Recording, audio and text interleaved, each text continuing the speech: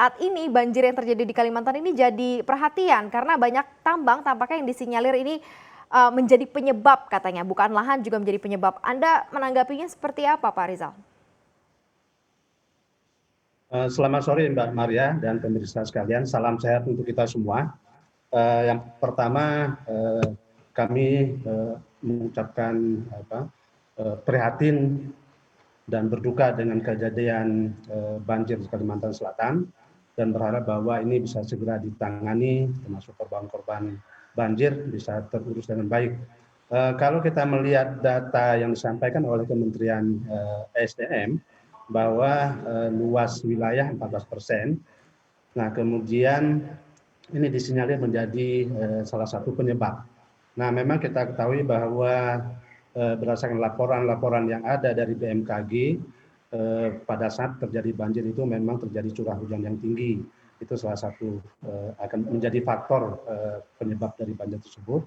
Kemudian faktor yang lainnya memang banyak pengaruhnya dari permukaan lahan. Nah, namun kalau kita lihat dari luasan tambang yang 14%, artinya sekitar 540.000 hektar total luas tambang, itu bisa juga menjadi salah satu penyebab. Nah, tetapi dalam praktek penambangan, luas tersebut tidak dibuka secara sekaligus pada tahun pertama operasi penambangan.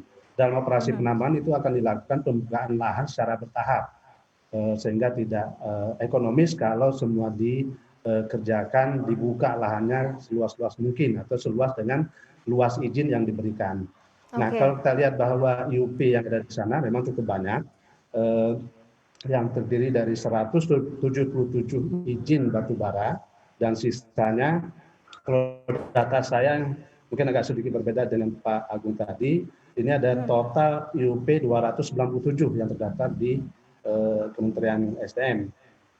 Yang batubara 177, kemudian Oke. sisanya non batubara dan non logam dan logam. Nah, Pak Rizal, sejauh ini memang seperti apa sih proses pembukaan lahan sendiri untuk menjadi tambang begitu ya? Kalau kita lihat dengan irisannya dan dampaknya begitu ya terhadap lingkungan sejauh ini seperti apa? Pertama memang perusahaan pertambangan itu harus mengajukan yang namanya studi lingkungan hidup atau yang sering disebut dengan AMDAL. Di situ sudah dijelaskan pengaruh dari terhadap lingkungan, kemudian bagaimana cara memitigasi dan melaksanakan sehingga mempunyai dampak yang sedikit terhadap lingkungan. Nah, kemudian setiap tahun perusahaan tambang itu harus mengajukan namanya RKB, rencana kerja dan anggaran biaya setiap tahun, dan itu harus disetujui oleh Kementerian SDM, dalam hal ini Direktorat Jenderal Mineral dan Batubara.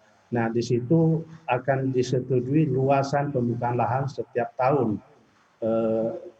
yang sesuai dengan tingkatan produksi dan luas wilayah usaha pertambangannya.